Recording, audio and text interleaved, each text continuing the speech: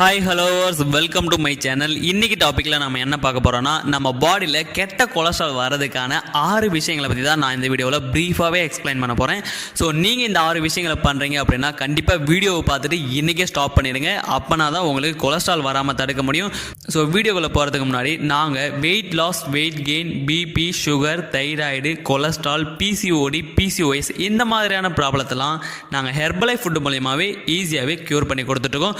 So நீங்கள் Herbalife ஃபுட்டை எடுத்து நீங்கள் உங்கள் ஹெல்த்தை க்யூர் பண்ணணும், நீங்கள் இந்த ஃபுட்டை எப்படி பர்ச்சேஸ் பண்ணணும் அப்படின்னு நினைக்கிறீங்கன்னா கண்டிப்பாக டிஸ்பிளேல தெரியும் இந்த நம்பருக்கு கால் பண்ணுங்கள். கண்டிப்பாக நான் உங்களுக்கு ஹெல்ப் பண்ணி கைட் பண்ணுறேன். ஸோ நம்ம உடம்புல கெட்ட கொலஸ்ட்ரால் அளவு அதிகரிக்கிறதுக்கு காரணமாக இருக்கிற ஒரு 6 ரீசன் என்னென்னா உணவு முறை, வாழ்க்கை முறை, மரபியல், சுகாதார நிலைமை, மருந்து அப்படின்னு பல காரணங்கள் சொல்லப்படுது.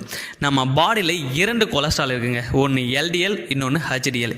இந்த எல்டிஎல் அப்படிங்கிறது கெட்ட கொழுப்பு, இந்த ஹெச்டிஎல்ங்கிறது நல்ல கொழுப்பு. அதிக கொழுப்பு உள்ள உணவு நம்ம சாப்பிடும்போது தான் நம்ம பாடியில் எந்த அளவுக்கு நல்ல கொழுப்பு ஆட் ஆகுதோ அதே அளவுக்கு கெட்ட கொழுப்பு ஆட் ஆகுதுங்க. நிறைய பேருக்கு கொலஸ்ட்ரால் வர்றதுக்கான 6 ரீசன் என்னன்னு பார்த்தீங்கன்னா, ஃபர்ஸ்ட் விஷயம் ஜீன், மரபணு. சில பேருக்கு அவங்களோட மரபணுக்கள் காரணமாக கொலஸ்ட்ரால் இருக்கும். இது பரம்பரையாக குடும்ப ஹைப்பர் கொலஸ்ட்ரோலோமியா அப்படின்னு சொல்லப்படுற இந்த பரம்பரை நோய் நம்ம ரத்தத்தில் எல்டிஎலோட அளவை அதிகரிக்குதுங்க. ஸோ இதன் மூலிமா அவங்க பரம்பரையாக எல்லாருக்குமே கொலஸ்ட்ரால் லெவல் அதிகமாக இருக்கிறதுக்கு நிறையவே சான்சஸ் இருக்குது. ஸோ செகண்ட் விஷயம் என்னன்னு பார்த்தீங்கன்னா, உட்கார்ந்த வாழ்க்கை முறை. இப்போ இருக்கிற காலத்தில் உடல் உழைப்புக்கான வேலை ரொம்பவே குறைஞ்சிக்கிட்டே வருதுன்னு ஆய்வில் சொல்லப்படுது. 2021ஆம் ஆண்டு உடல் செயல்பாடு குறைவதால் எல்டிஎலோட அளவு அதிகரிக்கும் அப்படின்னு ஒரு ஆய்வில் கூறப்படுது.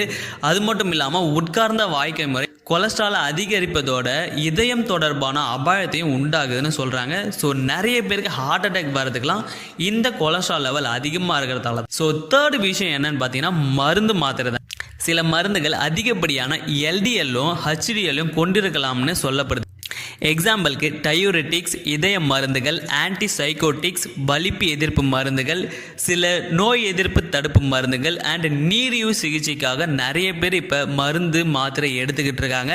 இதில் எந்த அளவுக்கு நல்ல கொழுப்பு இருக்கோ அதே அளவுக்கு இதில் கெட்ட கொழுப்பு இருக்கிறதால நிறைய பேருக்கு கொலஸ்ட்ராலை உருவாக்குறதுக்கு இந்த மருந்து மாத்திரைகள் மெயினான ஒரு ரீசனாக இருக்குது. ஸோ ஃபோர்த் ஒன் பார்த்தீங்கன்னா, மன அழுத்தம் இருக்கிறவங்களுக்கு கெட்ட கொலஸ்ட்ரால் அதிகரிக்கணும்னு நம்புவீங்களா? மன அழுத்தமே கொலஸ்ட்ராலை உருவாக்கும்னு கிடையாது. ஸோ நீங்கள் ஒர்க்லேயோ வீட்டிலையோ மன அழுத்தம் ஏற்பட்டு அதை சரி செய்யணுங்கிறதுக்காக தவறான பழக்கத்தில் வச்சுருப்பீங்க.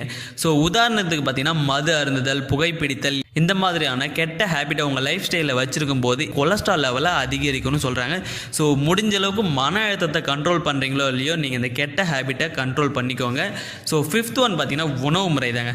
மேஜராக எல்லாருக்குமே கொலஸ்ட்ரால் வர்றதுக்கு இந்த ஒரு காரணம் தாங்க. இன்றைக்கி நிறைய பேர் கொலஸ்ட்ராலால் பாதிக்கப்படுறாங்க அப்படின்னா அவங்களோட உணவு முறையும் லைஃப் ஸ்டைலும் தாங்க. உணவு காரணிகள் அதிகமாக கொலஸ்ட்ராலை உண்டாக்கலாம்னு சொல்லப்படுது. அதிக கொழுப்பு கொண்ட விலங்கு உணவுகள், இறைச்சி, சீஸ் இதிலெல்லாம் பார்த்தீங்கன்னா அதிகப்படியான கொழுப்பு இருக்கிறதால நம்ம உடலில் கொலஸ்ட்ரால் லெவலை இம்மிடியேட்டாக அதிகப்படுத்தி கொடுக்கறதுக்கு இந்த உணவு முறையும் லைஃப் ஸ்டைலும் முக்கியமான ஒரு காரணமாக இருக்குது. ஸோ நீங்கள் என்ன மாதிரி ஒரு ஃபுட்டை எடுக்கணும் அப்படின்னா நீங்கள் உங்களுக்கு தேவையான நியூட்ரிஷன்ஸை அதிகப்படியாக எடுத்துக்கோங்க. கொழுப்பு இருக்கிற பொருளை அதிகமாக இன்டேக் பண்ணாதீங்க. கொலஸ்ட்ரால் லெவலை கண்டிப்பாக இன்க்ரீஸ் பண்ணி தான் கொடுக்கும். அண்ட் சிக்ஸ்த் ஒன் பார்த்தீங்கன்னா, மருந்து நிலைமைகள். சில சுகாதார நிலைமைகள், நண்பகமான மூலங்கள் அதிக கொலஸ்ட்ராலை உண்டு செய்யலாம்னு சொல்லப்படுது. எக்ஸாம்பிளுக்கு இப்போ நீங்கள் உங்களுக்கு சிறுநீரக நோய், உடல் பருமன், கல்லீரல் பிரச்சனை இந்த மாதிரியான பிரச்சனை எல்லாம் உங்களுக்கு இருக்குது அப்படின்னா கண்டிப்பாக உங்களுக்கு கொலஸ்ட்ரால் லெவல் அதிகமாகும். ஸோ இந்த மாதிரியான ப்ராப்ளம் இருக்குன்னா கண்டிப்பாக நீங்கள் இமீடியட்டாக டாக்டரோ இல்லைனா யாருன்னா கன்சல்ட் பண்ணி உங்கள் கொலஸ்ட்ரால் லெவலை இமீடியட்டாக கண்ட்ரோல் பண்ணிக்கிங்க. ஸோ நீங்கள் இந்த கொலஸ்ட்ராலை கம்மி பண்ணணும் அப்படின்னா ஃபர்ஸ்ட் விஷயம் உங்கள் உடல் பருமனை குறைக்கணும்.